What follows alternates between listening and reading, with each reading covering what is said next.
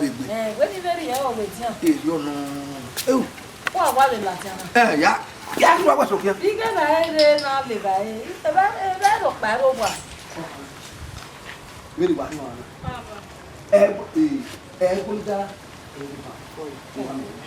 Papa. Ya la dia. Ko yo. Ba wa la dia. Ni ja. O wa kun e. Ko baba. Ni re na live by e bo. Emi ro pa ro wa manage lo roto. Ni no roto ni ma manage. Baba de do wa we de gbe ori go ni ma. Bi aka we si go boya. Ija. Ije. Tama no. Ita. U veré ça, il s'est draft ne wa ya te draft. Tout. Yeah, the way when o do via de wa bi. Abi se Samoji. Oni se. Ije de no ni se. O ya mu da na dia hena. Okay, na go boku na pe mo. Why go deli my ma? Eke ma ya. Thank you. Abo ata go si go boy. Adazo na. I know. I not agree yet. I'm hungry. Oh mama, I don't know. You 200 ramen. Yeah, there. Busy boy just abuka ba. But you check it your pocket. Come on. Ko ba we si mi. Me na gbada na akin ya de na yo wa. Slagbada ka. Ije, mama because we are belly man. Ire ni ko na bele bi a de tam wa. We no wi yen me go na wasi ai. Ma do ajegbe ma wo ya. You see? Huh? This my why? You hear your mother is joining your father. Nami, your father is Ari Ekene. Agbon get that with your doma. Oma we gbe na. What? Onada, obi agbada ma. Where give man akpa? Wale ya ni. Iye de watu ka ngana. Mo ya je ijo mo hiya mo. What? Ije nu we so na we. Please don't go. Give me 200. Look at the chop. Where show mo bi we. Holy Ghost fire. Amen. What amen? Ije be nu ya mo na na.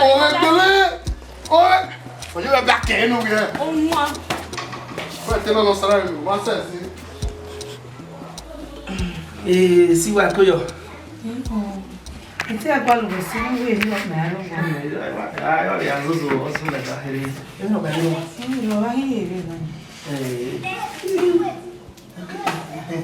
it gets so great. That's how we do. We'll manage it one Friday. Oh. Muna mauna me ya quality go never kwe you do here by no e me no listen am say ya le tolo e me wo pa no what's here ze ya kana le tu so I'm going to work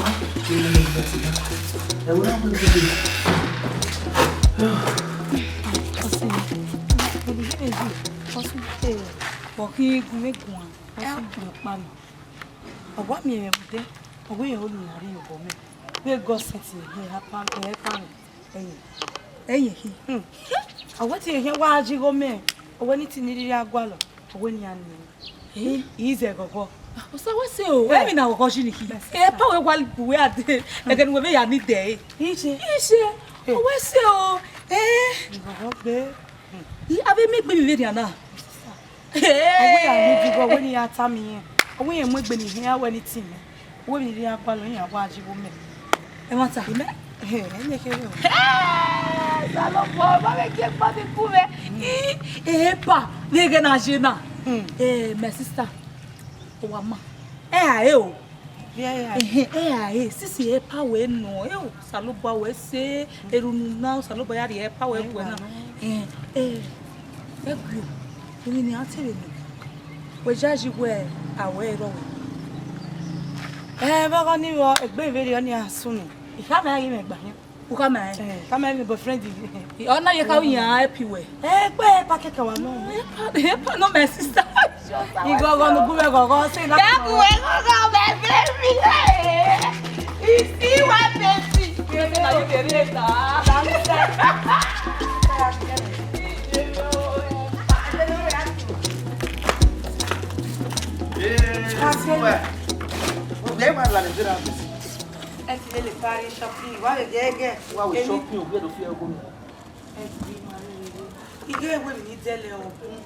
vele o kini wa le vieso tolo no le sazi no like you know it's to ko me jona e fun me ha mu wewe eguni ni so ogun wonu wa le si wa when we money we fit time E ke no e ko no mo gbo yin e bega ede. Now e ke no ko kuri yo ne me wasi la bo e se we bi bu e be ku ba we ne no bi ade no. When come on, money day. Wa ba ko mo ni be ko lu ku. Mo ni be o mo dere. Igo go le ni no gba sabo adi be no shopping. O go shopping. Ka go mo ni bi o be size we ku ye bia. Wa. What time out? La chopping will get to feel good. Yeah, man, you know, I very well. And now when you are clear, why we're married, man?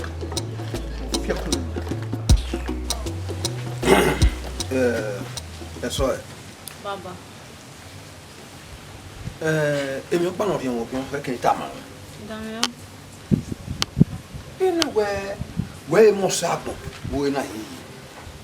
Also, where while they look here, and when I have some one.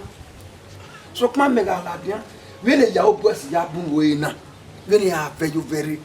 If you cow, if you go away, you know that what it did to you, a yape, a yard. No, as you me. We made it in Babo. Now, when you wear a winner, I will change it or I change your ownership. Hero. Huh? Mini. We may not say no man what I think. So, E ya ke no guare, no need mo ya beat around the bush. Ni meri odore nu dori gero mo we, o we gbina ya. yes, so, Bagike. Don't know where. E bi ebe we na. O me so an wet. We ni he na. Na ya mi we dori gero mo we gbime. Me na mo ma ewe mi ra mede. Ila word of video. Wa we married before burial. Who are follow shortcut. Una walile.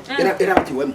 Oti memu. Yes. Oti memu. Una lele shortcut. Una wala. Maybe we me kore. Awo. E mo ko ni gbe. Ruda ma we mi ra me. O ma we mi ra me activate memu. Oh no. Wa kota. Wa igbi na standards years o. Na igbi na standards years o.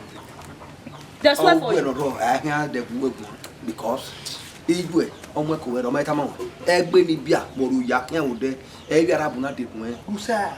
wo ma me Era won. me You are my father. I love you like father. me I'm going to take care of you, okay? we are there me ye America marry. me I can ask when. e do o gba hu we ma we America we ze do ja we America ye e ju arabu we me e ti yo ma we no ho ana e lo so bi no je lo so bi chicha Oh yeah. Oh oui. aju je mere Baba, on the way. tama se be yo we e mo bio e Mota na ya. Bi ni ma wa we ya.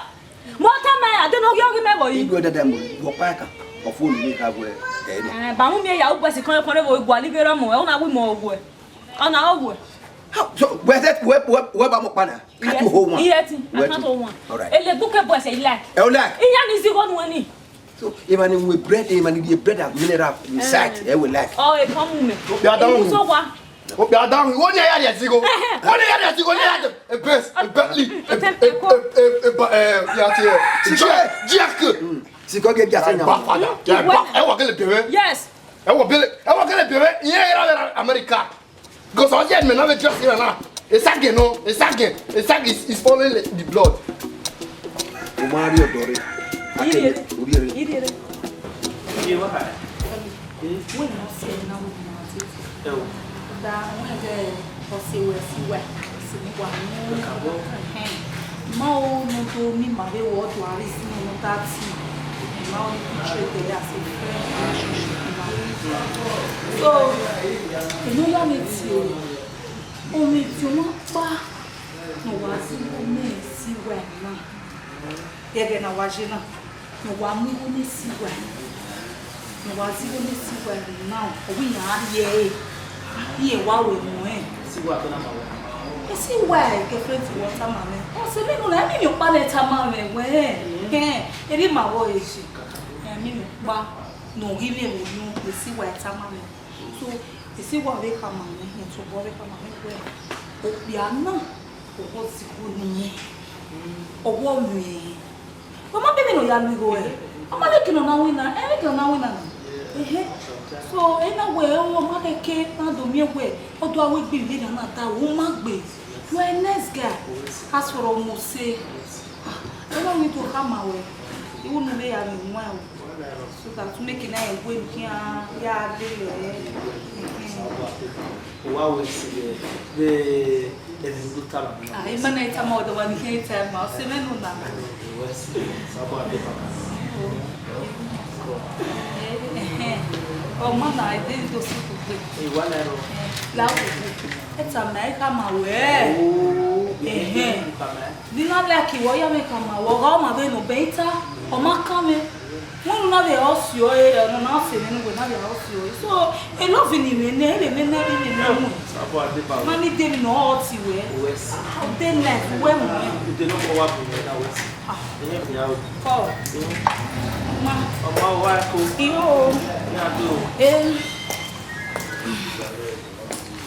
hi. See what?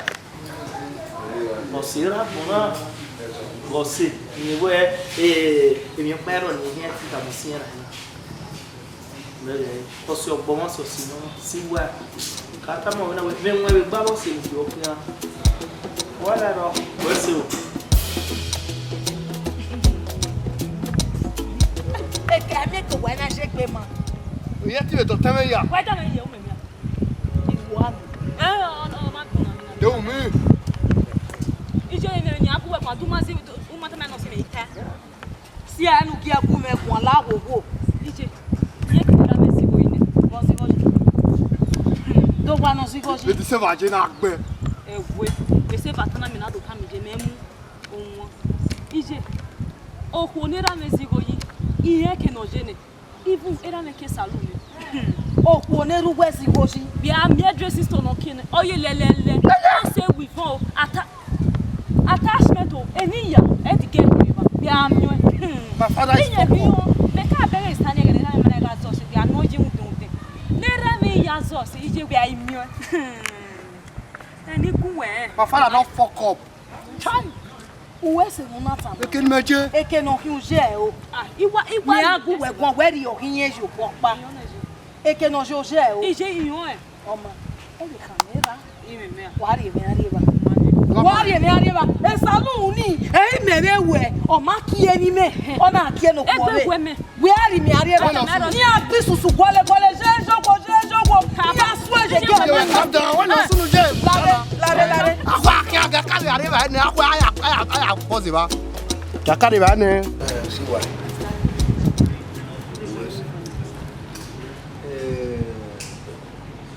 you pon on na be ko ina we o pa mi o ware koko wa me go o gbe aka we yi ro ama ya me gwa me be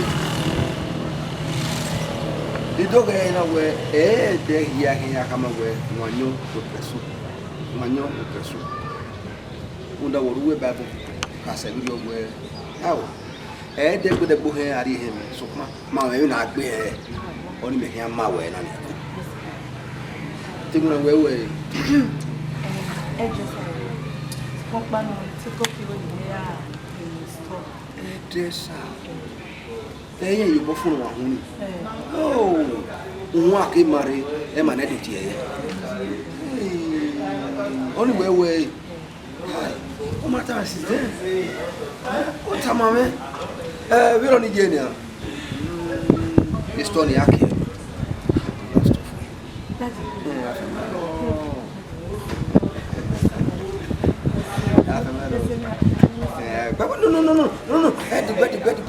No. No, I don't like it. I like it.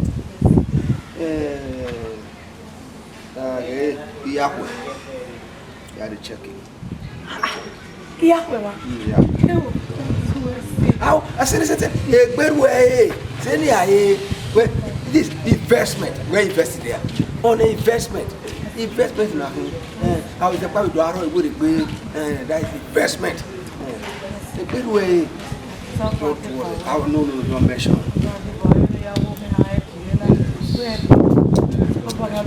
I pay your helper. What's that you movie?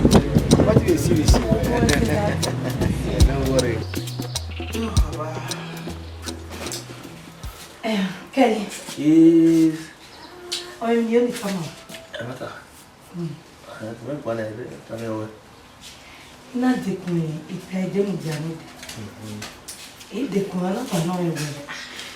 Isi wa ma je ina we for now. Yi me mi. Mo pa no he planning here kiss me.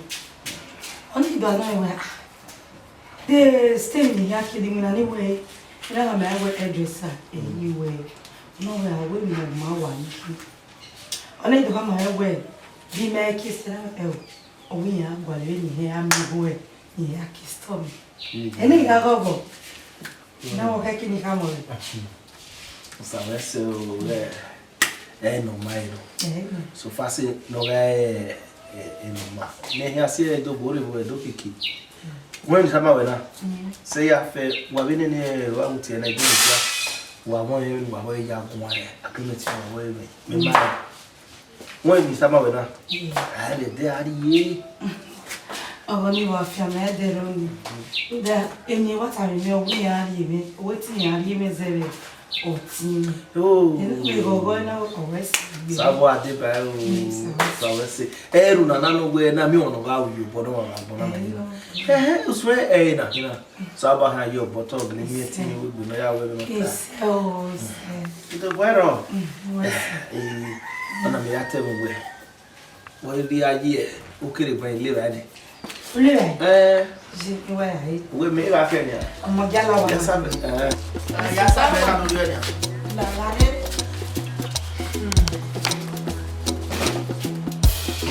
Voilà, ouais, c'est. Ya ru ka mi la nya. Ouais, c'est. No le wa. Problem kere ni wa be jira. No.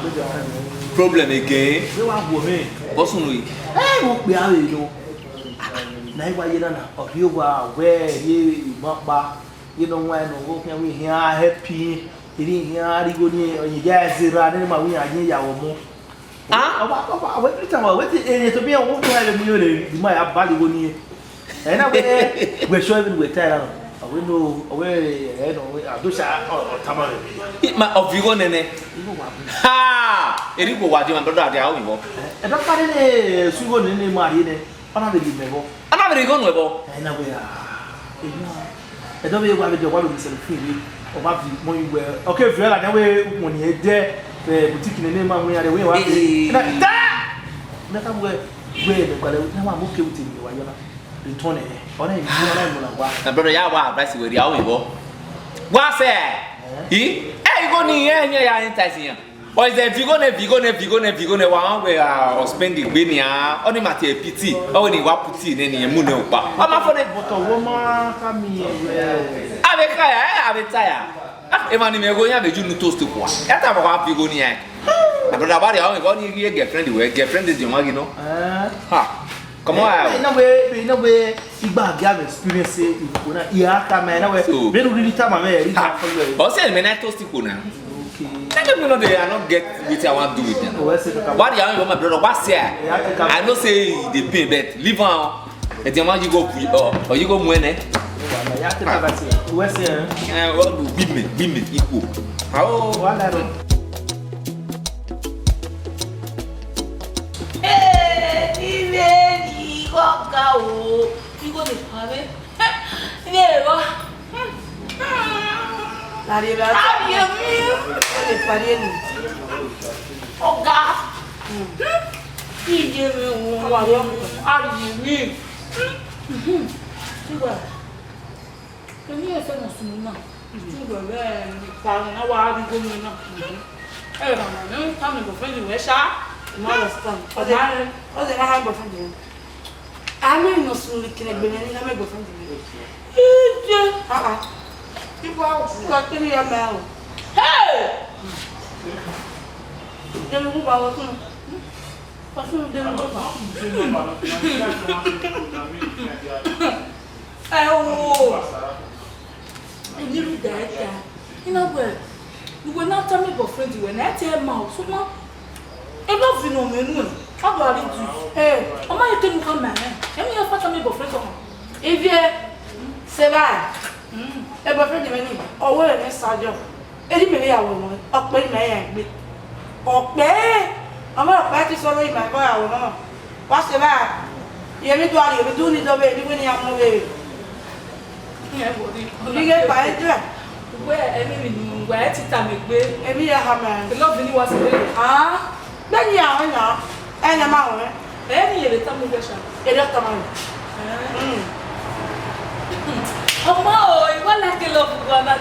Ya no me lo video, no te veo.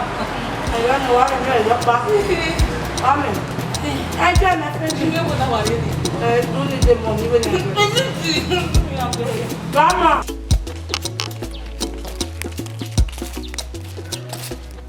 See what?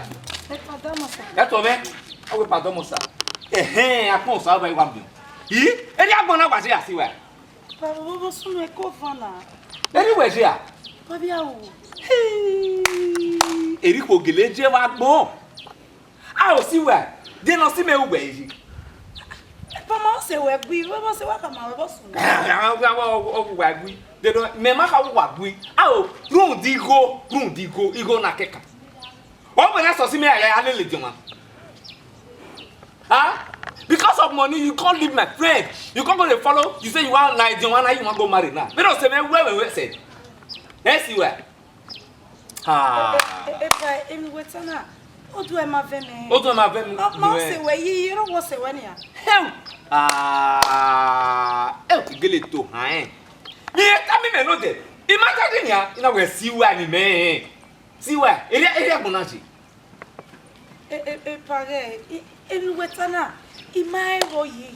Umairo. Iyerogwe ogwe keli ni owo se we. E ba ni we ke ya me dun wa. O ba gbe me kwa no de a. E wa no ke ya me dun wa ru do me moto. Ru do me go. My understanding is that. Edi kwa je. E si wa ni me wa hin. We no se me we say ru di. Money. Ah, o ma me go back mo na. Lare na o ka me back we. E go se me re yo o ma na me go be na. Akwe o salopo a o kan akon bo wa mi o wa de fiere. Eni ko wa de back mo na. Ru di ko pa le jema. Ru di go.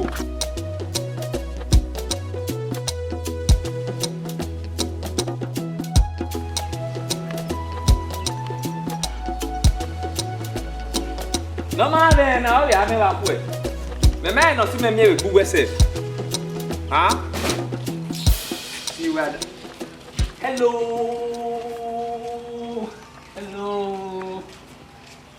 Good morning. What here now? Nya ko bena we no guna wasu. Yes. Iri ba ya gie. Koyo, what here now? O wa ma so ko pa no do ko izeli okini. Yes, I was there. Iri ba ya gie. Koyo, wa mose you are finding that the lily of the valley. A lily in Jerusalem anamyo. Yedo. Koyo. You only may wear barrels every. You know, I just want us to ekina allow wani. How do I push it, be? Brother, you not leave me, I push you. Brother, you not leave me. Brother, you not leave me, I push it, be. You not come on my panto, not come on my panto. You do more than make big talk. But you understand now? Yeah, do. I don't make big Yeah. So what pan ko na mo ye. But we don't know can I see commercial party. Because even me we na nya wa ye gbete ya ve. Even gbe ya ti ya ta so ko pa ni ma ya ye ri oje sha. Even gbe we sin won ni ma ya ye pe we ma sin. Igba bia money. Abi we ma emi gba bia money. Igba bia. Bandori me. Igba bia money in the building. My home. We gba bia. Igba bia money. How sakola not money. Well, I mean now. No. Yedo, okay, runde na trek. Koyo. O bebe bugba we keke gun trek. Abi. Anyway, mo no riwo. No riwo. Azon we me go ni. Why it is zonya we ni gbe aya go ya we. No be ze ni na ku. Ya ko no. Wo no rigo. Mo bono zigo ni a. And I spent money. Mo bono zigo. Ani be my go aga ya me. Yedo. Yes. Yeah, now I'm going to right now. Yeah, 1,000 naira no. But to the 500 naira me bo. Because if me say ya there say we are the 1,000 naira no, 1,000 naira note. Am I fien? Then lu fien we change 500 naira me. Yeah, this way. Yeah, this way ni ya win guy. So that I'll just meet up for today. Then I money day you go raw. Yeah, do. Yeah. Abi. Dele wa zu e gbe ko na we ni. E ti gbe mi. $1 kai. O go abi tu zara. No no we me. We ro ye wa to bu we. Igba ja money. We can no keke nu we. Who went on 1,000 me? You may have who ya this hour. Yes, now where the 500 naira go, the 500 naira no okay, ya decide when you we guy in la fana. E bo na wa fun ye we ye to we lewe kini agbalu we yi. Understand. Era bi ju we gwalu we hian na.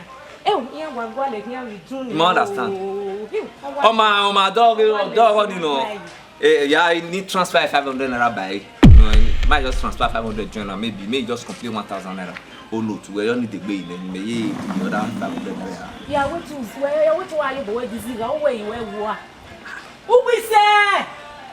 1,000 no be money. We video 1,500. Ele book me. Wow, busy. Ah? Ogun what we say no. Wow. O make na shower you. Why am I 150 once a year? You come away tell me queer. You go like an old point about. If you no agree, you tell me say you no agree, you waka come out. You know what it be 1,000 naira. What one I? What do the me we rubia? You back your money. I wear. Wow, go no matter take no way the lab. What did you? Why the rubia me now? The other one and I tell you why. Hey, I tell you why. I want you to give me 1,000 naira. Now you give me change. You what do you tell me now? Because I give you money, you give me change. Because I go back. Even when I don't know. If my money come, not be as to expect me so. Hey, I tell you why. Go one man who can't say me. I will see where. But you get your money, friend. Just more money now. Tomorrow, and I pay. Tomorrow you go see now. You talk any I want to see where. I want to see where. What's that? Man, I toast to bar. What's that? I toast to cook. Madam, we don't know. I dey greet you now, you know answer me. Na me come see why.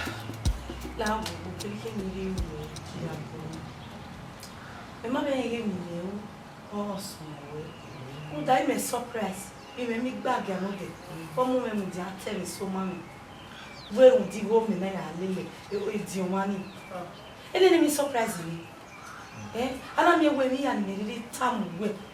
We ya tam gbagi. Bagia. Hey! What really are you see what lawo? You can you we wo me. We bagia. E te be mu bie. E de ma we ya ta kini na ma we na ya wanyo ni. Mot omo. Me no wa do see na ye gbe.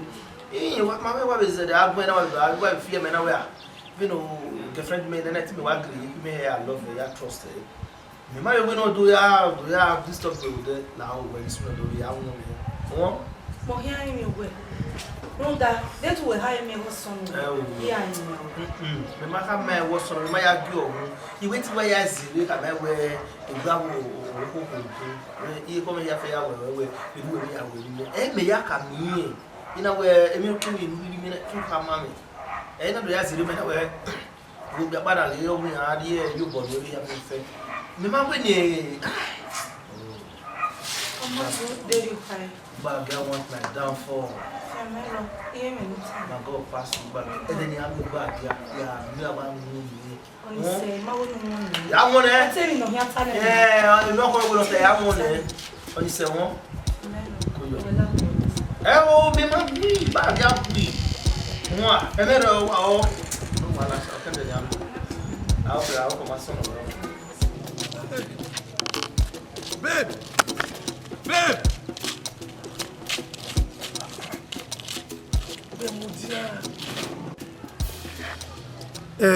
Egwe. Me. Ogba oti me. Eni me baby bi ahia woni. Okay. Oma Egwe. Mo Sayuki. Iwa be we ba. Eme we na wa je me. Ona wala wala. Iti oni magbaro. Bogo ni bo we. Me na lawo no. Oni eti ai mata. Bogo nu wu yan ze mo se. Oni eti gbaru da me gba yan. O mami na. try your luck, you know. And then when me back and way, and then when my boss, I will be back and raw. My way we win now, and we know, on one hour begging was so enough. No fear, almost said now. Hey, Any time, Emi and Watalona, Eke Ola. There you go, Uta where then a boyfriend event, there, Dr. Masway. Fine, Dr. Masway. So far, here to go bever. Wait. Okay, my mom will go over. Where did you see the men now? Oh, mother. There anywhere. Here, maybe the hair be one of here now one. And even the after my way, and cannot take care. Here's a clip. One if you keep ready one here. Let's let them come on back and we'll be back by a Hey, Yabo, oh no, as far we do now, a way, I will like better. I swear. Hi, you boy.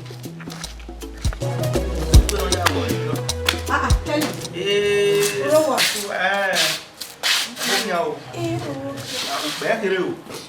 Kuyo, okay, I be here. Nigiri. Oh, veni, why you went back, Patalele, yeah. Yeah, well, it's tough. Imagine me. Big boy. It's well. And Nigiri, at the Arinesi. I will hope that bum. A one web bow there. Ila will go. In what he was about me. I marry you. Anything you are going. Yeah, we are me. Ihe many a time, and I come out here to tell you back here. And now I'm going to go see you. Or you will let it. You're not telling you why. When we get there, they will be on back over there. Women wear zero. I have one of was so I read on an air by Mosing. Oh, I know I do not have every minute west. I'm a with a man where they are where you are. And now, yeah, no, so company with the way bad women. On your women away. Oh, it be saying anyone. He gave it a man where he made back here. All you be adding a little. Yeah, oh, one with more yiki with a bonnet. I don't want more yiki. If you keep that, I mean, yeah, about the way, Bomo yiki, yeah, back a member, or Gianado. So I come away, no one Lina, will my hotel. I will pay money you turn. I gave you all your ego. I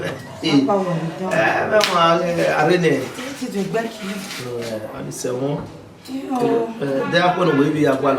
I'm not really don't hang with one. One jet of one, you already have. Maybe going to quiet back at a level. If you make one like Nimia, money where Jimmy here when I wear. A different one hello salon. Well, what is him? You want him? No, I met my wife as a what didn't. Can I say jail now? You know, I'm here. Good job. Man, where's your one? I got a bad one. I got a bad one. Oh, we met, or we and you move again, would ye, or walk balance, yes, see why. Me I know where go where me any me. So who are me as back here boy? Oh, organi me now where now walk or movera. Now walk or movera, naga jebema. Nick Patega German, they imo wallow, near my bed do a few pay a moon. You know when you echo your pocket again. Oh, my whistle can one.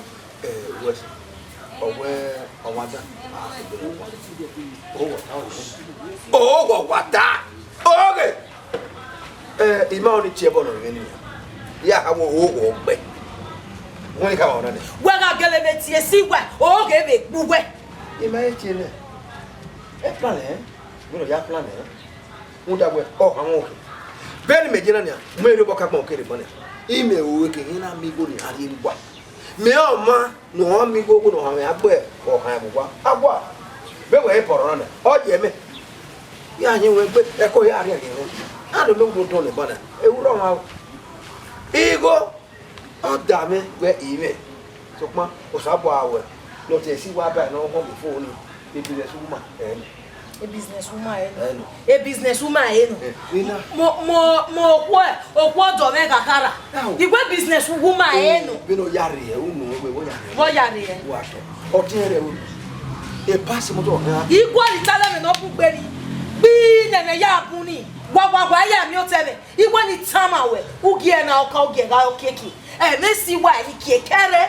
Kiekere nda ye ga hia manu eh. Iye ga hia manu eh. Yes ma. Iye wo popa se won. Gwa ke o. Opole. That all. Owani. Owani. Emi aba e. Emi oba we. Agumemi ojobo kan mo mo. Agumemi ojobo kan mo mo. Uma fi oma bua iga. Me na asika no ru eti. Wa ere net ya. Wa la het no wa e kan. Wa na ere net ne. La bia ku wa gbo we. Ane ye ma hiya me na. E wa he bi. O wa le bo e na nya mu. We. Wo sun e ga bo wa. My brother. Ya ke bia nyori ya ke wa jere. Ye ke si gba e na ta so ba. Imi awo de na.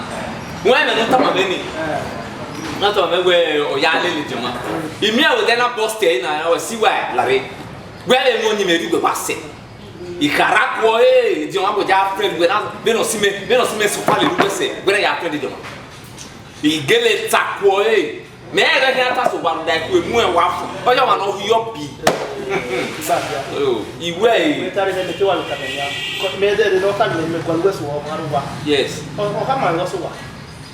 But in the time, you know, you won't see a one way so mammy away. Because when you did, yeah, no piano. They may tell me my way you know, maybe I won't wear a with a friend where you may come. When a year, whether you may have one or two like a friend. Oh, why don't we have come? Maybe now we are at least me or seven. The girlfriend, they even cure. Over that. He only did my way, then make girlfriend who work money way be made. Yeah, then go yes. He may come when I wear a meet because now messing with the same person, that person is good to you. You want to know why you already you. No one bar. No, when you're part of my family. No walk. Every time you run here, no, why we do every time you can't go nowhere. What is not? Why you get ready? Why you quit me now? Oh, I'm not because the way we have been friend before my heart now. My friend told that I come back to the bedroom. That's what you remember in that bedroom because before company. So not be you can't tell me say. I think me to go to see. Yeah, your man na fita. I know that's not you. I bet. Bring me the drink. We don't have January.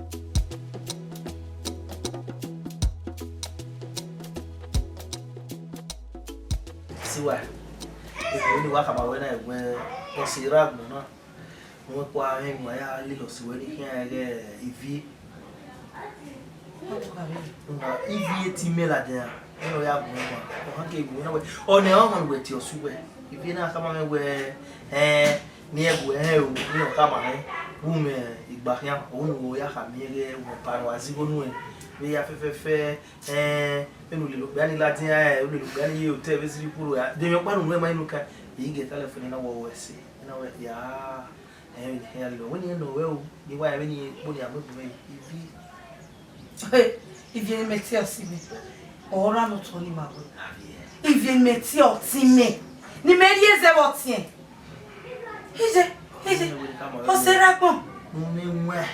Ni ya agbo won ti o gbe pon e. O ya bobo ba be ni normal pon wa di.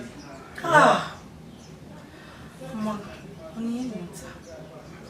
Do tu me ka yu ya ka mi me ni tani no za wo wa kire. Je asi o ye kire o te zagane. O te zagane yivi. Ele me mi jealousy. Vi me wo ese be yo. Vi a wi vi ese be yo ni. Ano ro ma wo kama we ni.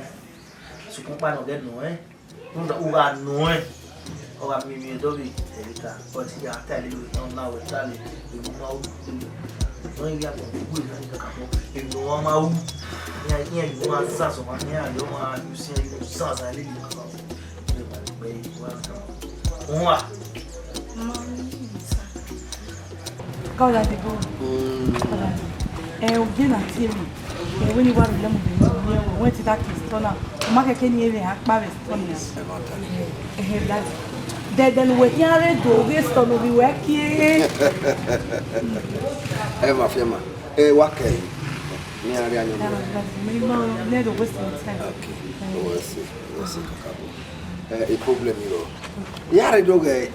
Oh, you are my daughter. Yes, you are my daughters. I walk here. Umekene. Imokbane. Mega ire. My affair, man, basso bobo. Father. Father. That's the thing. That's the A helper way, Amy walking. A helper, Mona, I must have figured one. I was a little way, a helper woman, Sabola, a girl, or I want it. That's it. It's so destiny destroyer. Maybe you may channel helper. In the Holy Base, yours America helper. And what channel any are being here? That's it. You're going to go river. And never can late. Daddy, in the Yago. Daddy, where's No. Senia, you are my wife. Senia, I'm a firma. You are a good daughter. Daddy, Egbonu. You can't my name back. You want to see him walk away. You walk away now. Give me that can walk. Is it a problem? The problem, you know.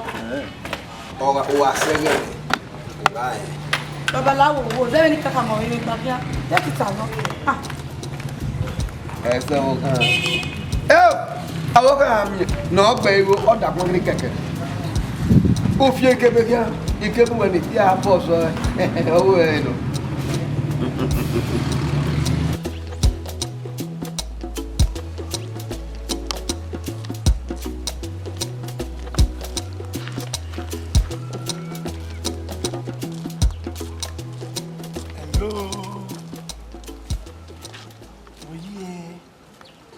Gasi a ogba me.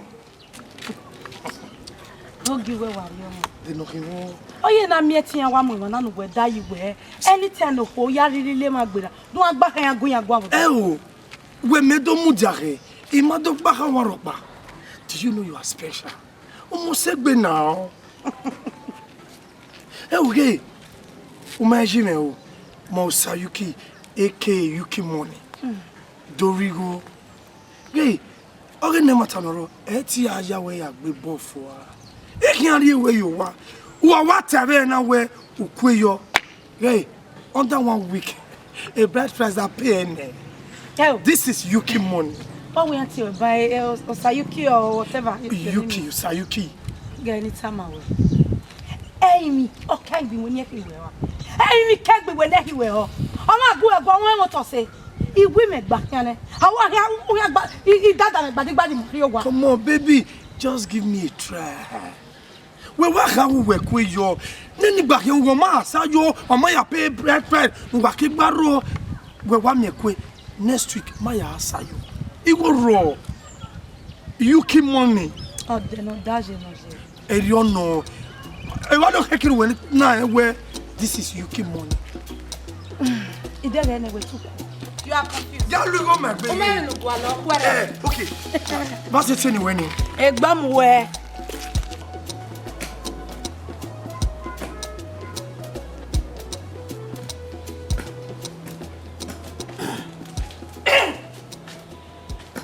Business kono. Call en.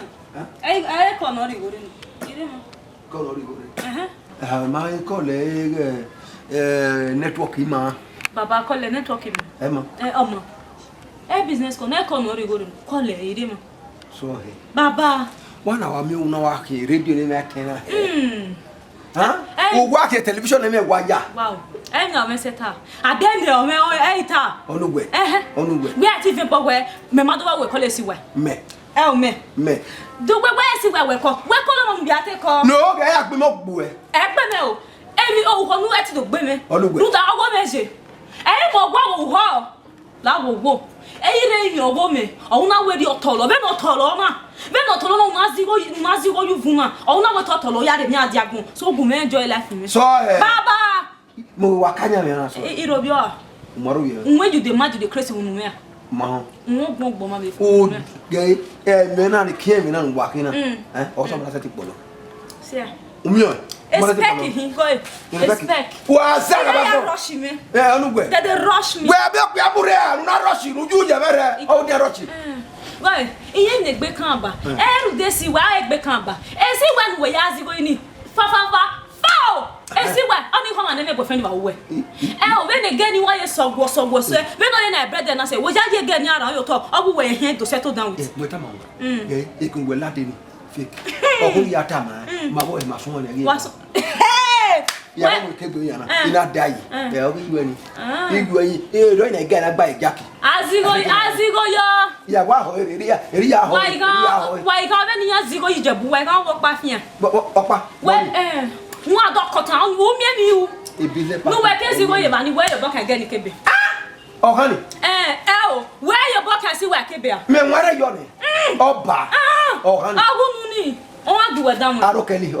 O salo bo e don ni ko emu. Arokeli o. O salo bo e because me o gwa pa we na wa we oga. Wa so no wa ku we gun. O ye na to amu idun ni. Baba boy e je ni boy me gbe. Ude bu enu igazi wokwa igo ya ze enu na di daje me mogwa ohio enyoge ijo ni abukala o wo gbese ni o e ri oga jo na bu like ajo ijo ne ba fe gbe eku emu owa lo ye o na e bo yogi o di e bata ye gbe wa di na bata ye fi gbe we re e gbe ro ni jeri papa ma se we wa le ju wa iye ya osu o da wa o ma ti bo gba re ma ti bo gba ti o gba du ju je bere wa ju je bere ijo ra ya be bo ni ijo e ta ki fo o di cara mama ijo agbo fi apada e ton nothing wa hun ebo be oge e koko he fun agbon mo ga ri oni e ko atu awe wa zaga wa gbon esi wa ba ikin ari e agro mare ha tamu wa akira na kya wo iwadia ona wo caravana biano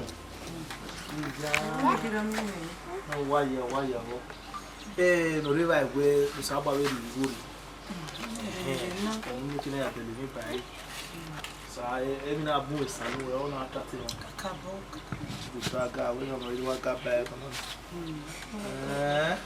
Sano ki o me veje ige ni ate so bon ça at least kiro ne ni he ya junior kakabo wa mama para te wala ro we ya ibo yi ya mi we isona me media ti sa we sika yo sa bua o mai river osimege igbabia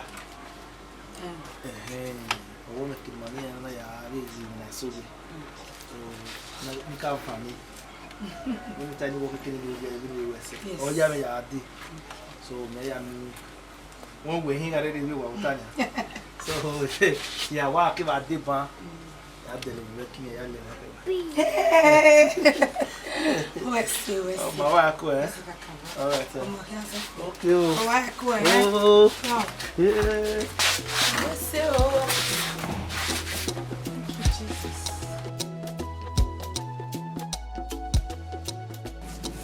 Madame Boya. Kujo. Ave guess we married no adanyo. Igia obanye ade ko. Ya ka dia. Ya ka dia ru story te go le adanyo re. O ke da. O se da. Eni oni wa ta mo wa so pade do. Iwa me. Kisi wa. Ite wa to we. Oro kwa me.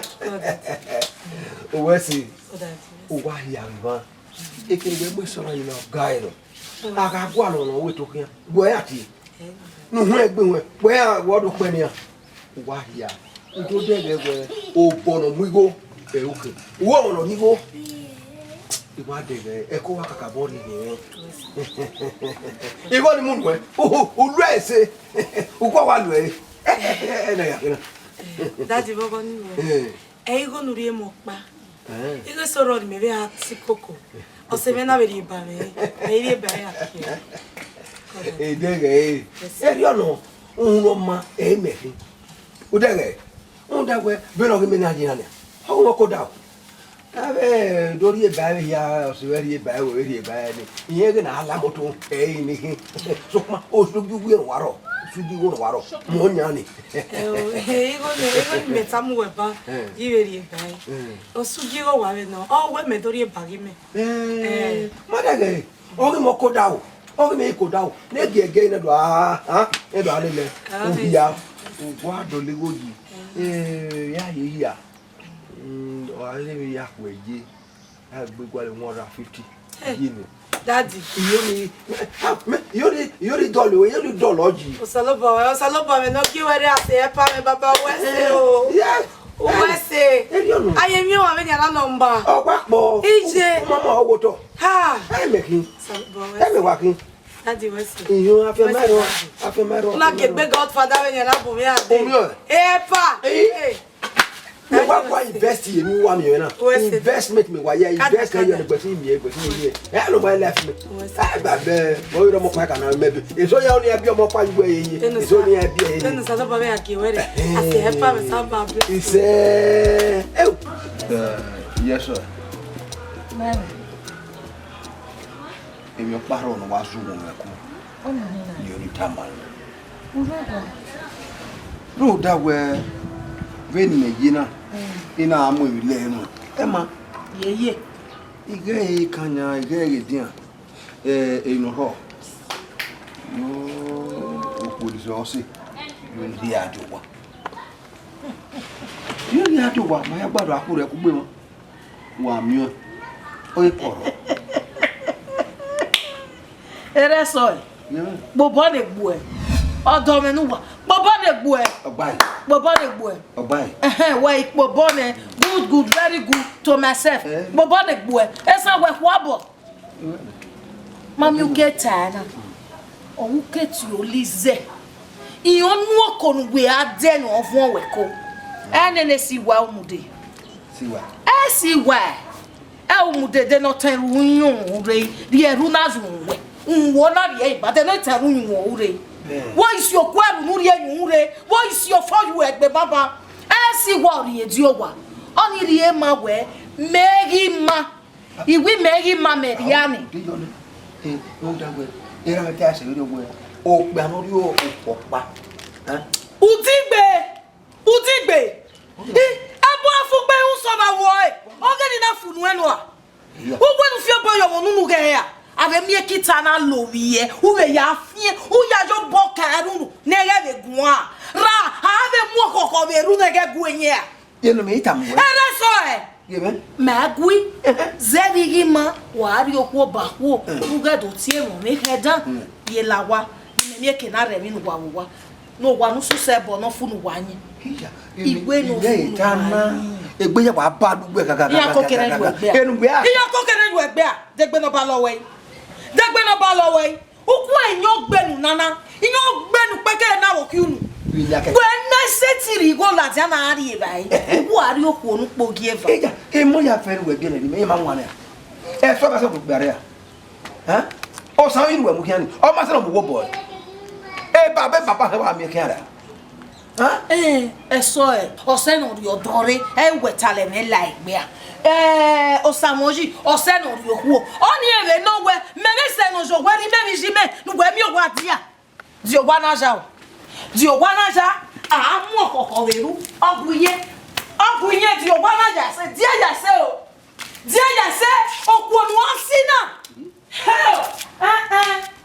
inya keka aw inya keka ebe e waso yina ebe imagine we baro we hikiru we you are just shouting every time we be na he ya aga always 3 weeks or 1 week we waso yina keka me boka weka uaza wa o amado kwega what alo don't worry I know what to do Oga man ya here. Do why bewa, back bewa. No stop. Where's the store?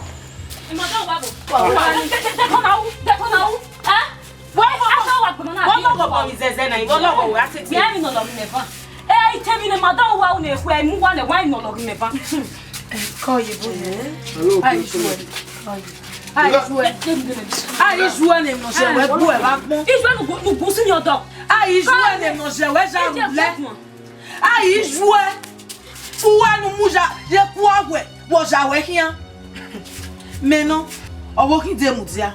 Morena, il vit de Moudia là. Eh, ma fille. Je bien ça, Agbo. Il dit Moudia nous boya kara. Ma il vient. Ouais, Kana. Nana mona here. The lady I had that my father is carrying. No. Era mona. Voilà. Go boy. Let's me. This is my side. Go. Is your beggar. Oh, mon noir pano. Ouais. Iwe mi tama we. Ina de gbe mi o mira ni. Wow, woman. Yeah, everywhere. Madame, il peut me renseigner, madame.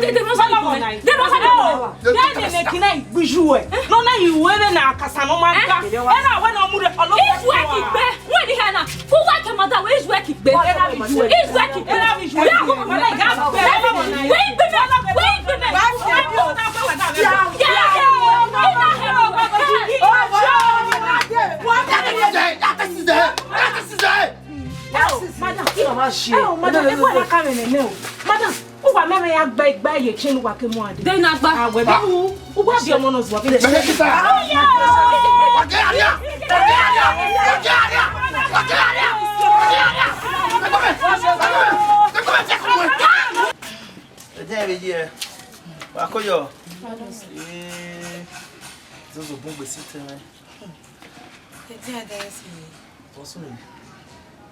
Ah, mais pardon. Qui est qui vient? Et Maya Jessie. Et au coin de Kéressi, il y a un aller avec Bina. Avec Gassimé, il m'a même dit ça. Il m'a fait tellement. Et Gassimé, il will out there. Eh? And now when you read any Salomon, they don't give him West of Egboto. When they win me reading with Talon, okay, we me reading, no Talomana, he a pass, Yalino Cabina. You might have Sunday way matani. Room that way matter about day will be a few in way or Kuala and about come away. In one few boy, you know, we may hell, and I say, no, maybe not that enough. But I see only that's the I am with some to have the web bravo. If you ever right, yes, you do tell me. Get it. Hey, Emi have fed me WhatsApp. On our women we are tired. Okay. On our women we are tired. Yadi o si well at them we so. Ye many boy here ni agbele you to wa we ya dole lu e fun. Nda we I ka wa tele na we fi kata sen. Na we a problem. Nda we me when no. Na ge we o get me. You dey blame me we. Where? You ma blame me we. You know we o me lo ki pa gbe boy ya ibori ayun wa ore. Abo fi re kun le lu e fa o kan wana wa be mi bo wa be mi wana le di re fun wa ma pa e ba aniru na yi ya mo bere wa re pa mo wa okay na madam wa abe wo bi no mama Emi o ga wa mi wa e gbodo mi yesu no e ke fodu we ka mo wewe e ma do le legbe na una wa be gbebe Ọwọ́ ni wọ́n wá ẹ̀wẹ̀ rí. Orí ó ní èyí. Orí ó pa ẹ̀rẹ̀ bu àfẹ́mà fún ẹ ọ̀sẹ̀ nà ìtàlọ̀ ni wọ́n náà sí. Orí ó pa ẹ̀kọ́ ẹ̀ lọ́wọ́ àṣàmù ẹ̀ máa dáhùn ọ̀pọ̀ wá sọ rẹ̀ ní ọyí lélẹ̀ èkèlèkèlè katapila náà lóde. Ni wọ́n máa gbọ̀n ẹ̀ náà.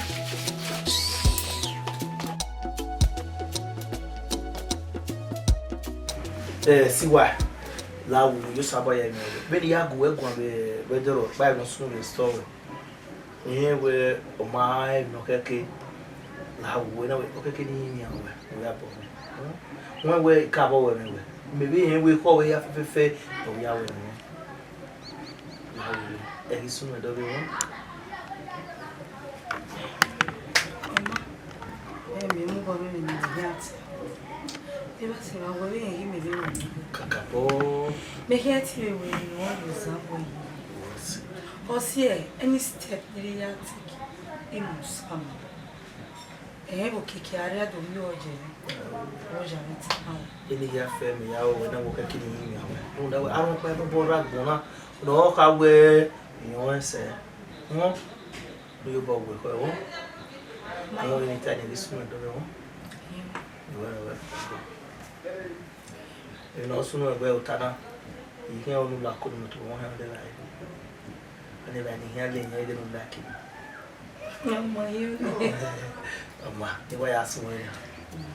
And you could and could wear it on your wallet. When it all right.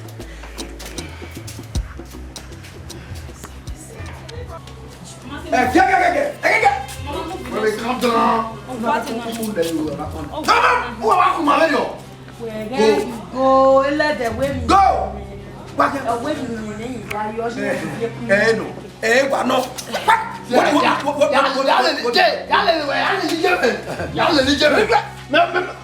the government? Go out, no one. I never. You can rap well. You can do We are begging the Tony man. You go fear what it told. You are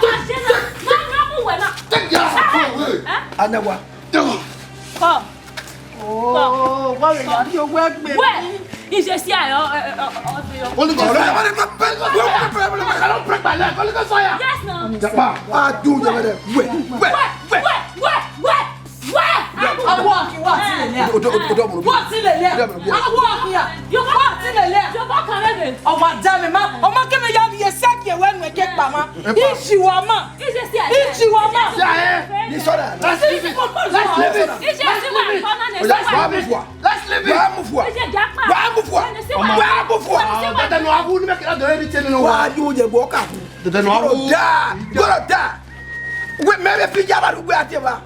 Why do you? Mamma, where I saw no, let's get together. Why be here? Oh, where are or Master with you know? Oh, anyway, you know, woman who bang on a battle. It was here to wood. Why you will see? Well, I gave you a rocker or dead. I'm never part of that way. Yeah, oh, I didn't move. You might move. Who you go? Why do you move? Papa, yes. See what? This is your house. Why are you here? Oh, I can't. I said, what's up? Oh, dear, I am here. Who's that?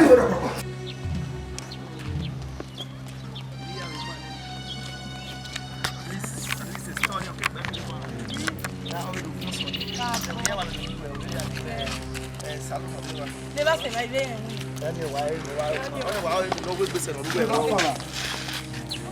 What do you know? Pena kuna sasa.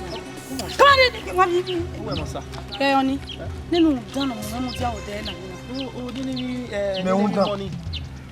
Yeah. Meno Osayuki, aka the Yuki money.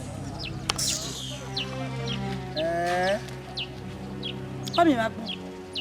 Gani tamawe. Yuki o very yati we. Eni ne bofini come on na. Oh, nice to meet you. Many are here now. Someone bar. Hey, okay, never tell her. Anything can so send you move for. Oh, when you hear you one. I said, okay, never tell her. You don't get or so. Or yes, so go. Hey, no, who no heki, ni marry you are. Save you keep money. Hey, even though I wear, when you know, you go paro. Do zene ni yana do amma do wena we levo sama me ni go no elo ne ri enu transfer you keep money talking obia like any no ta back the one who we hear you ni ka me na we we if say that we why you regbe we work by here perfectly you go regbe they are living fine oh go can sagbata no don yeah abada we ko am we no say na me we ibe kore na me na why talk be 40 years wa be why yori no dey no we go o kama we gwe yin mo pe no yari yin do wa we o be ni ko pu se we na pe ka we eri wa yari na be je we ya fe ya so ko na me we do boss we That's where we will go. I'm not doing it. So you. What am I going to do? My brother, I would respect it like you. You will talk, I would respect you. Oh, man, I'm born. You know, no problem. I'm talking to you. You keep on me, yeah. My brother, this time, but you call that kind of this. You are young, but you are. What are you going to wear? Every time what is a body, what's it? When you put a block, no, be a boy. Oh, we become my way. He come away. Hey, come on. No, not after nobody. Not talking to you, keep money. You keep money. Why you are going to what rock up Gabule with you? Only get back, Gago. You hot there. Wait, let's wear my way. Oh, we may here at here. You know, done. Agbapma, on one of here, avec ma clinique.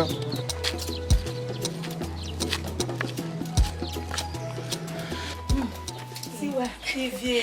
Il vient oh. J'ai même aimé ouais. Il revoit bon, il s'ozoria. Il a dit me veko. Il me non oui me va. Oh, il y a one. Oui, il y a quelque chose. Il y a peu fait là, il y a le covid, il y a des. Yo. Ouais, moi là, c'est bon, il y a. Ah, ok. Oh, bon bien. Aïe. Monsieur ouais. Afada. Ouais, avec Benin, il y a le fait. Juste minute. Just il y a mes stories.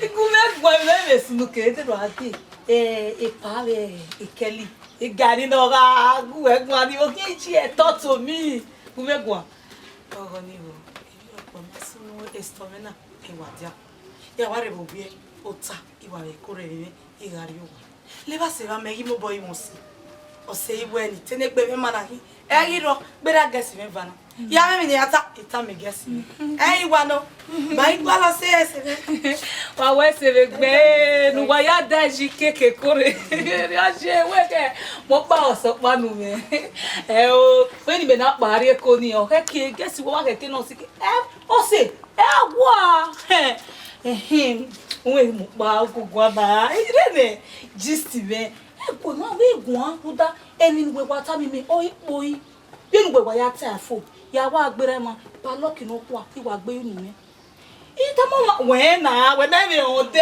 wo ma me ka ma we o si we le gun ye gun ya wa ita o gun me gun jismi gun me gun gun me gun ivie zebe ni katasi ime hime unu igi kemi u ige mi u ya me mi si aye ho igi talo igi gbo atalo yo mo talo so no wow mota wa no ai talo uda ma ma na talo ma mota no so pa obuna yele tamwe na tamwe we me no si we ivie baby o me mwe me ngwe beta ya ata mo ma be we ta mo boni no kia I don't know, just that see what you understand. A day out, but any moving when I see where they don't make when no she and be a yame, a mother fool with that way, you know, or say one on which is to me. A problem, I don't know. Don't watch this to me. You sister, you when no soon. There's a guess a keep.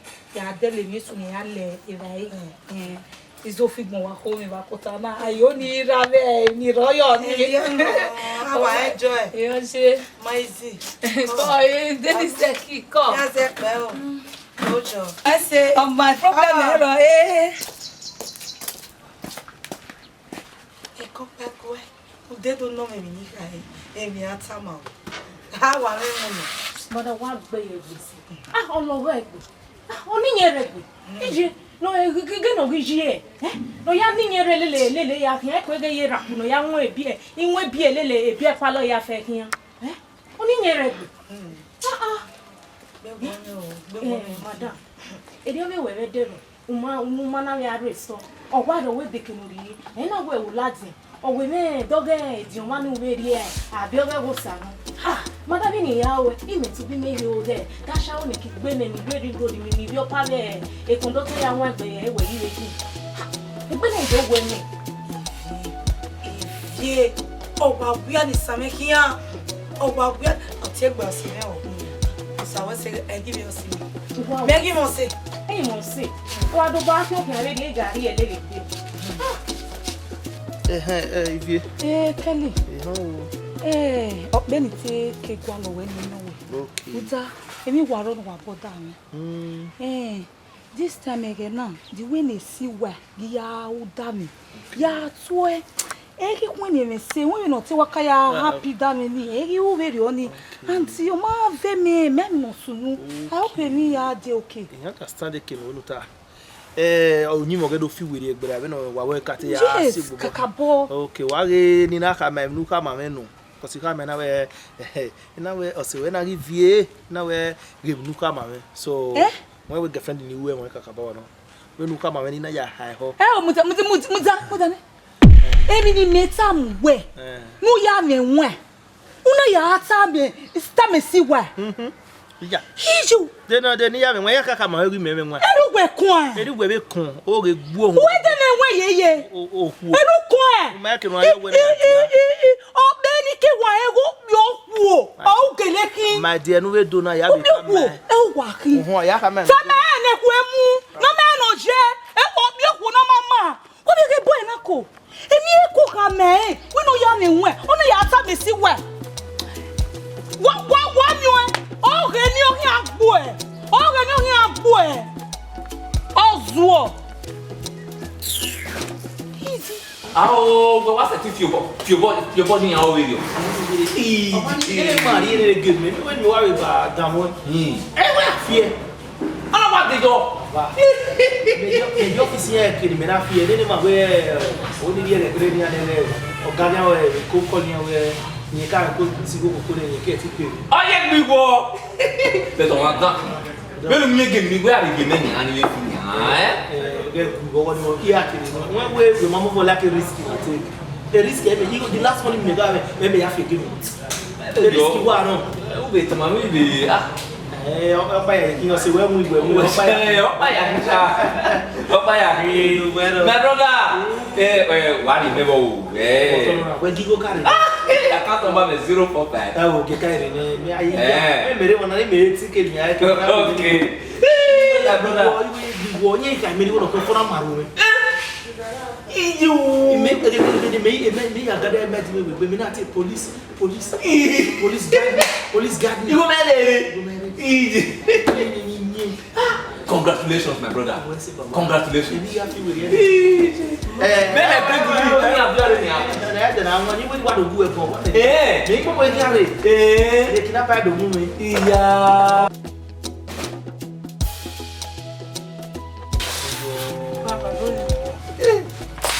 Gugu na hina.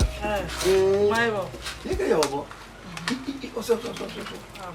Mo ya ta se we there is love sharing.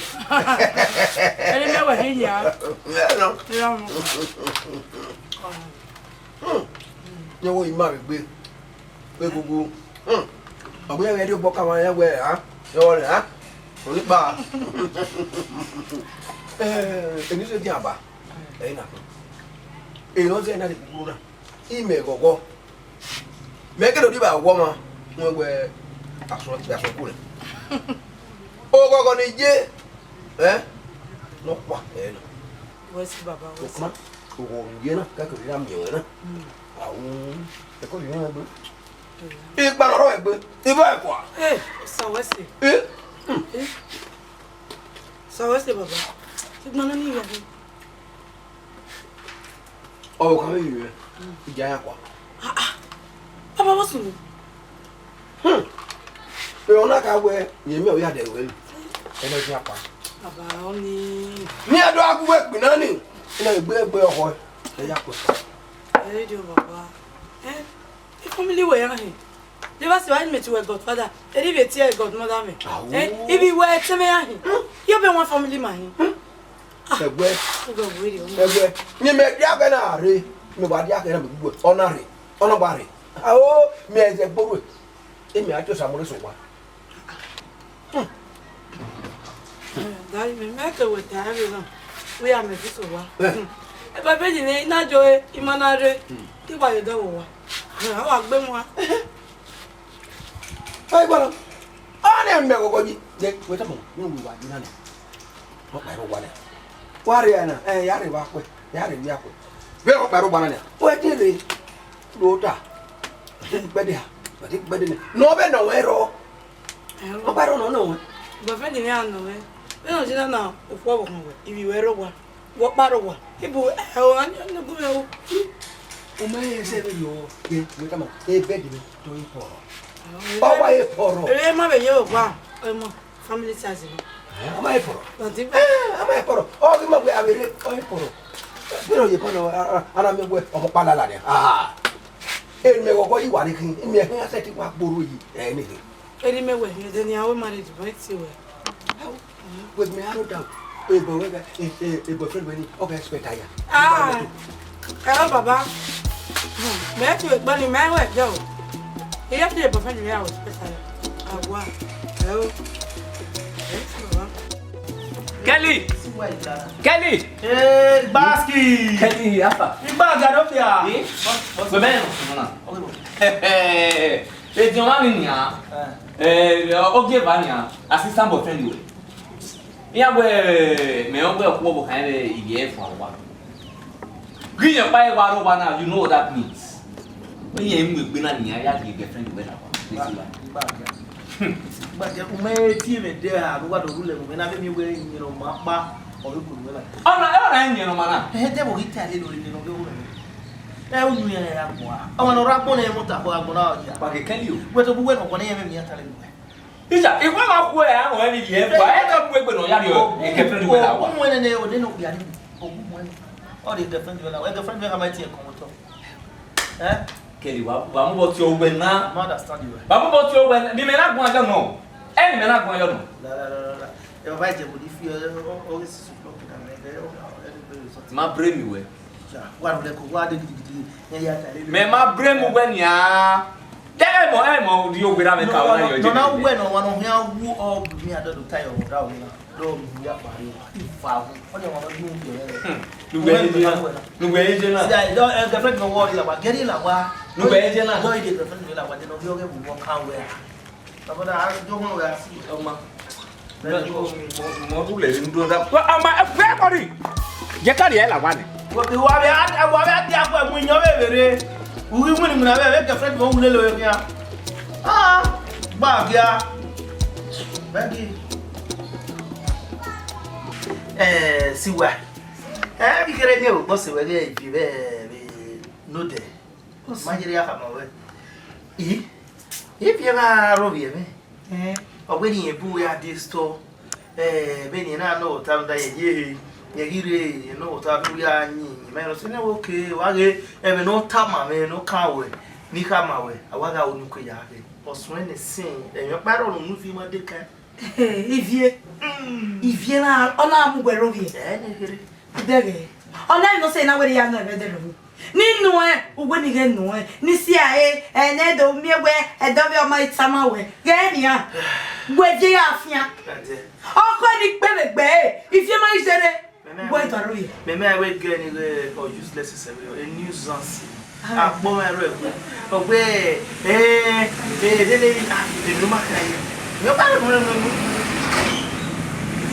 Olivier if you no me say me une if you know me ya you ne if you sabo onu ebe nu we ya de aparo nu egbe ya egbe o sabo ma le die yi na we go ya ko na we ba dia bon ya kale na we ma se atori ajunu sanse ma ya pepe yin te we ye we kama yin te we ma gbon eri yin bi yin le me we te wo bi agbon eri yin bi yin kin ye ma wo bi o ko eri yin kin dan le de yo pa na ma se ige na we ki ro ke le o mu ja e me no na ivie wanyo a ivie ma ya boyfriend me we if you na o mama mori ma gbe if you na ti e bo ngwe ono na ya no no na ya no no na no si egbe mi very oni eni no si egbe mi very o ya na vie de to mo le gboto no tama me so kon pa de ma we no enu e bo na o da we o ja no ya me pu so kon pa no gele le mi na What? Na me we. Oh. Na me we ase. Really let me know. Unda buy no good e wa. E go you football getting ku. What? Ona fe ya wa me Lagos kojo. E kojo na ya we. Ama.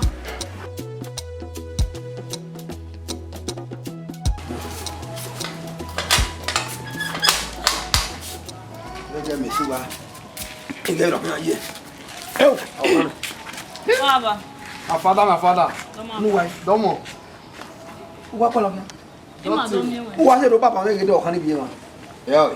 O ike ma wa. Ori o mari eso kwa na mo ya go bo kan no. We ma we je ki ye. Baba. Who are we go alona? Kumayari. Ikubo ye me imayare o. Who are ku? E pe won agbe yo. Baba. Ima ya gbe jam so you don't know where we. O me mi o jam. Jam eh. O me jam on Nigeria. Na ba jam. Wo jam. Wo jam yi. Boy jam. Eh? Boy jam. Imo ho papa no na mi. Okay. E jam no. Boy jam wa jam gbe. Tere jam. Okay, rigo me. Igo. E be jam. Ala ga igo. Papa, ogo imewo. Never be I want to start office. Office. Yeah, boy. Yawo. So now, share my mom. We need to go. We need 50,000. And now okay, I can't go around because if no blow. What I go where at the very new better. I can wait. That's it. So you know, go inside and pay the 50,000. Hey. Oh. Go where? Go where? Ke no gawe. Uwa ohuwa. Obe dugwe tuta. Owe ya ma ko dagwe. Tukma ga yeka. Tukma ko ke gwa ro ye. Do e baba, iwe egeri o ya de. Meke we mama se mo mi abebo ya gbe. Wandera. Na we mama re e ma ya re. Ni bi agbe igata we gbe ile luju bo pa ne. Wa de gbe do neru wa. Me we me abebo. After full no, mama don't know where go. Ima don't know where my fresh in there. Everywhere don't they go for ourselves. Abi. That's my ear. Eba bele si we wa we kina. Epo after apa. Get by fa. Get. Orige, one move. By fa. One move. Ma we gbe ma ya move. One move. You want to ma? Did you want to ma? Ma be ki moto. Mama, we are flexing. We are shopping. You just zaga yago. Ode fiame buruga me. Wa gbe wa gbon. Agiam. Ja o ba hin asu. Kola so osun hu e. Wa gbe wa gbon. Epo asu awe. Idobo ala wa gbe. Wa ni oúnjẹ. E ri de gbe loro. Giam.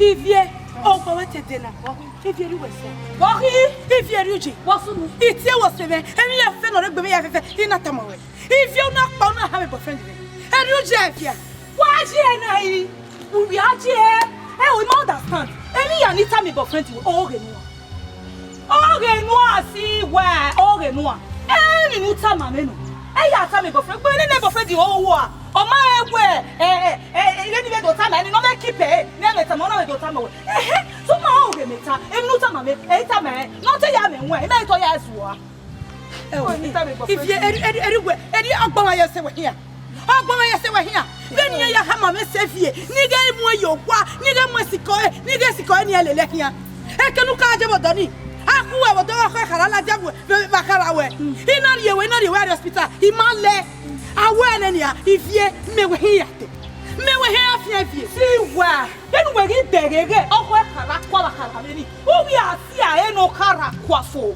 enu yo bo we afiunwe ye ba ni re dare kuma kama wo pare wo na wo ba okwo no ri mo se seve wo na na iwa mi wi ya fe no iwa re wo na wo ba wo be ya gi bege u devin ya wa o karu wo gi ye si a si wa ebe ke nu lare ifie e ma wa lare imegi gbofo e jealousy o ya we hia teta ogu we poison ni me kada de wa poison ni me ne ifie ri uche e ri uche ifie wa ji e do ma ni jealousy we we u de o mo ni ya wa o ibi ani ye mi ni ye ibe ikwo be gbera we Iye mi wa o se. Ni ya na vele le ni. Wo ye mi wa o.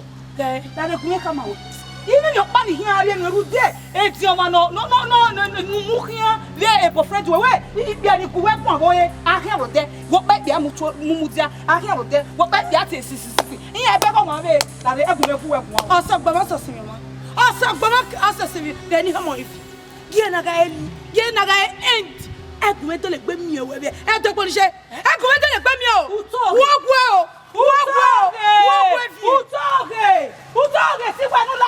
If you walk well, if you want to make paper, you are going to pay for you. You are going to go. You are going to go. I'm going to bow and never.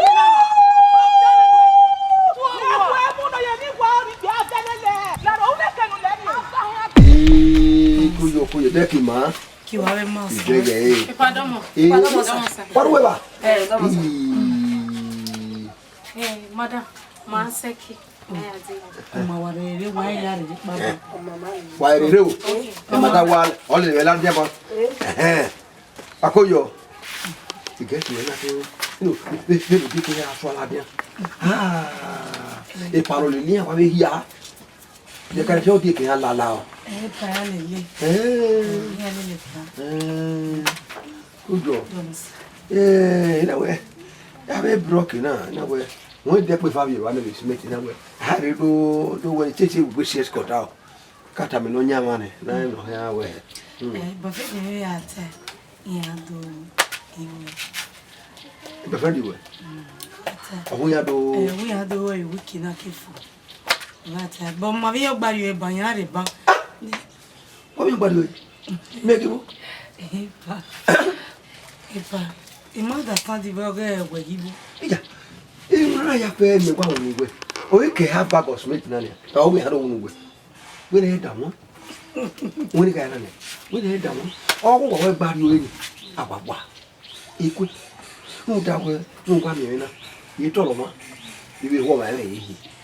We would tell where Yahya will go. Hey, Jenny, what am I here? I understand. And then, no, me. Who come on, where? Who hear you, Bommy? Who can hear me, Zeromo?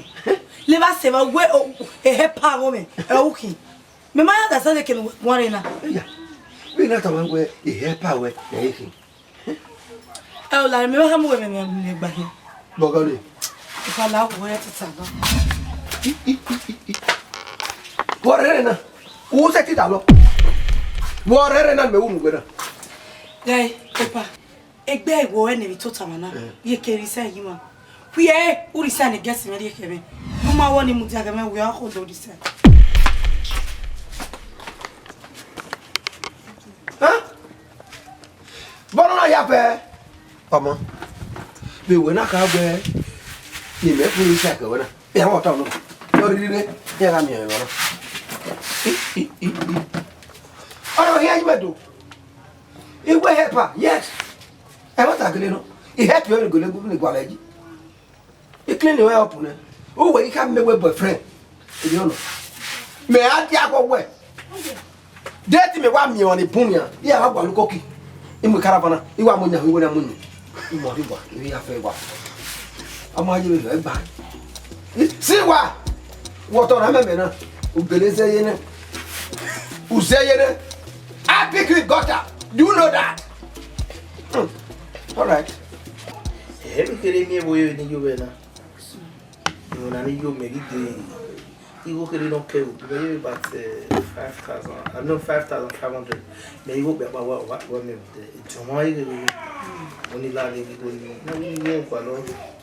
we 5,000 are so calm. 5,500 okay with me. Only landing you don't even know you're going no one. And I don't even know 5,000. Or you can go down and leave that. Well, I did or where a cinema or can you see or no waffle boy, I'm a boy. Only a pain that will give no any affair. You go after the game. Let the young one to the figure. No, only a fear. Yeah, really what I have you do, you're going to give me 500 okay. And I want my boss in the back. Yeah, back. I mean, I didn't go a bag and me have fear. Eh, why you know? Eh, one by 5 million. No, get me come out. No way, I feel. Eh, 2000 maybe back there. Maybe 2000 no we gonna. 2000 no get it. Go no half again. Do my winning. Eh, we one we be so down again. Jamu go. Say you have imema eh no dey game ni ya me go ni pa ni. Me wa dey no we be say wo me yi ke me be ni no pia. Dey tin yi la wo wa no wa re ani o. Only God know. Etu we go ni fo ani a. Igo no sa ri be 2000 have be ma we wa. So agba no we ni USA ni ne. Be we e ko me ya prefer no nwa ya we say no kan e no dey game no dey me. La oni na tana. O man go imo sawo. O ma re gbe. O ni gba ja we o we na ma le ma gba. Ya be ko de ni agba le gari. Oh. Ba un la ne ko ni sa ni ro. Won ni se. Ya ri ne. O we wa. Ija ha, every time say here now. Oh my here got tell me ma work.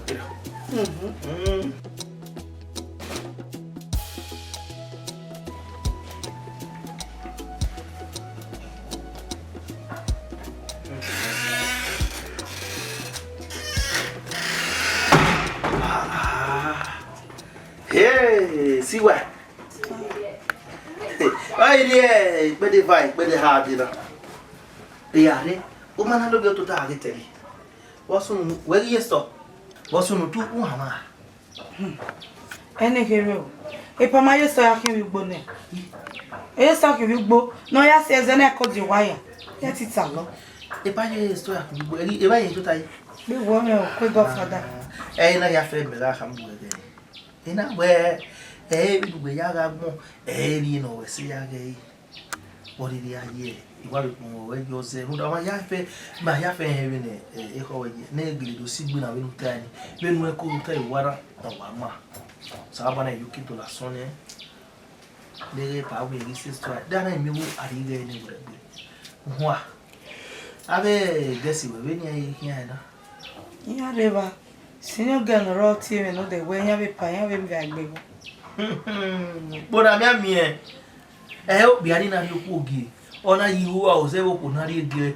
owe ekweri ni e to bi e la ko ni ya mo akeke be no na ri e o ya ka fa gba to we no ya we e ke no na ido dere si won le ga wo ko ni we o ko ro ma si yan wa o me no ya mu bi ku ona mu tun gbe ye e no ya mo akeke bi ku to lo o ya kokoko mo no ri e bi wa o ko no ko ma mi pia o sara pa e me no e ajina e je ma no way ya ge body di aji we be na very high me ti wa gbalo o mu ni di wa mo na kwota ma we godfather yen o ma we pa me o we godfather yen we yin ki understand iri ata na ya la gbe no me ya ko ni do le ri mo no ko wa be we ge ni se na avinya no ko pa be uma o ko na wo to yin ge ni na won do no o de no ya view kan pa ni no ko ni pa life ne e ma no ko na ka me we o ka we ke ya inya ri bi o na aka ke no ke ni ri ke na u ya na ri ko na we awo na ya vi ni ri ko ni no mo gbo mo ta mo o di aje o le wa yo to o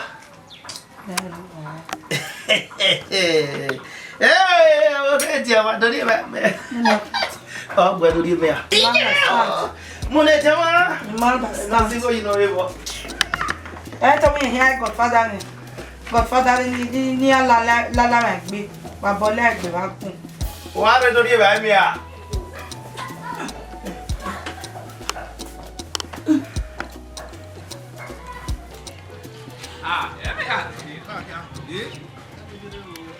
mais t'es pas mais il pas ni il veut tout et ça leur est quelqu'un de ouais teno ya no me e pa ve vanina e de gbe ya re ba si wa we ka me we no so no problem me terminate pa ni ya me go ni I ka me we eyin pa nya go ni that to ato de gbe so e get me say we ka wa se gbe ni ma which one be that one e pa na bu na yaku ye so ni re pamba na we wari again me no understand you we say they are calm down with life na we na we are calm down sis boy we say e ke marry na e ya fe na work in road definitely I don't me ya ga ke ya with you ah we was a part no wa arrest over every day night day I see just now when I dey come e good o marry no river or you are We got here that we got. I don't understand this boy. When you tell lose guard now, I'm going to go. I'm my way. I mean, I will get up. Get my coat. Me, I understand you well. Siwa.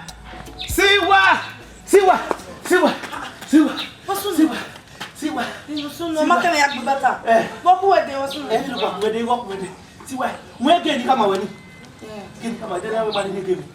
Everybody has to put another banana. Siwa here one now. Siwa here now. Get it. You come in the look at it. You can't here. You don't know the government. Oh, me and City has. You go to there. You go to here. When you go to walk.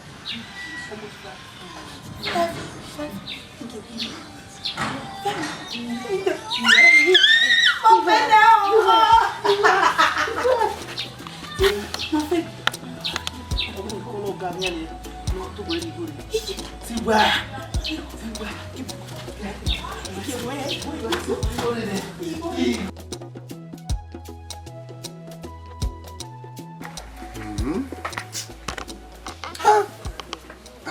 Madam, you made it in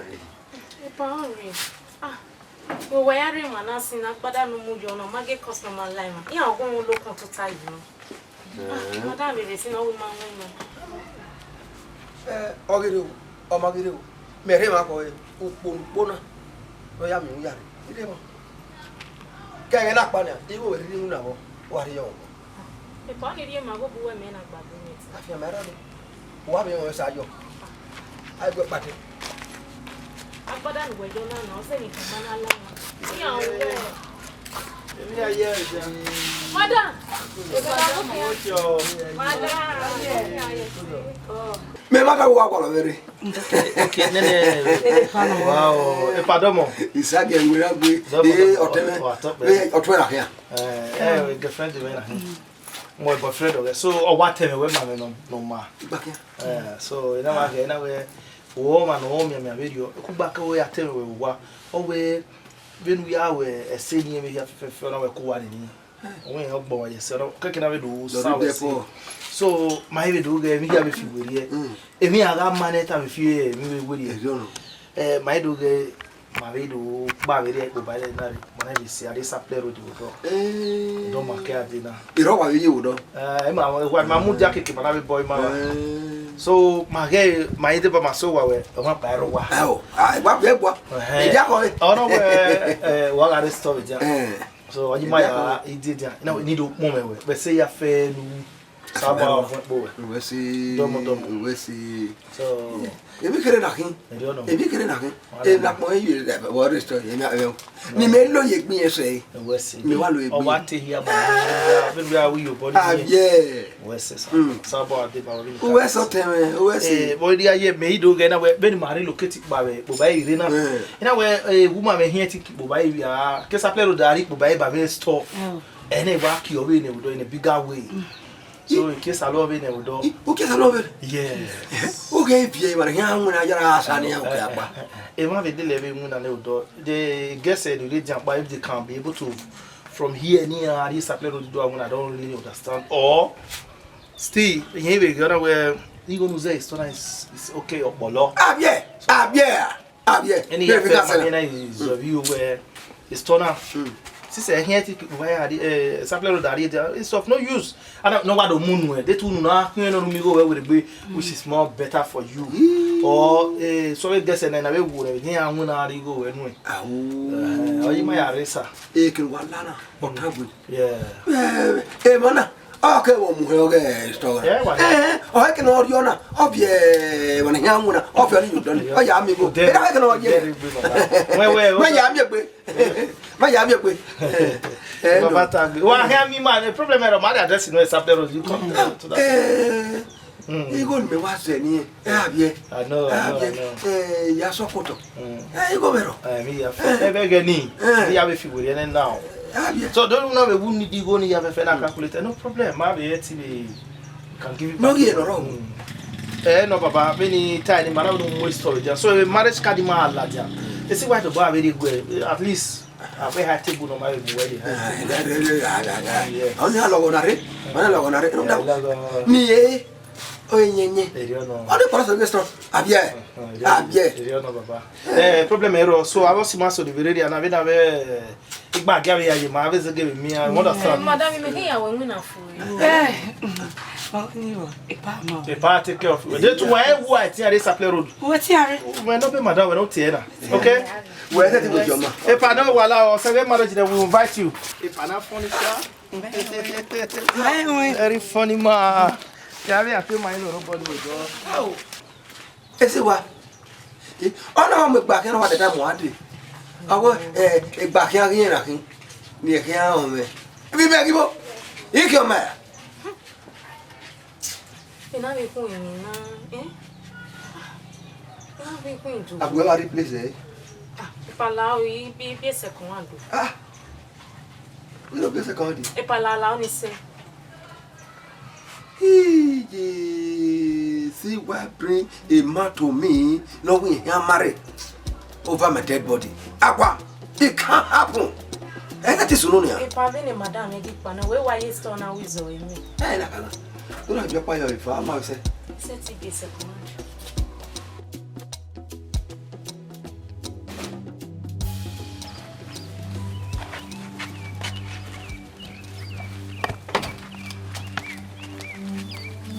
Oh, don't tell me.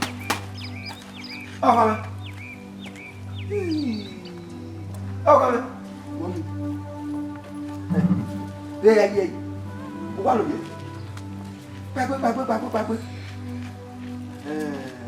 Cool. I come here, well. In a lab. Where's off one? Arab, Capital. He was again 1 year.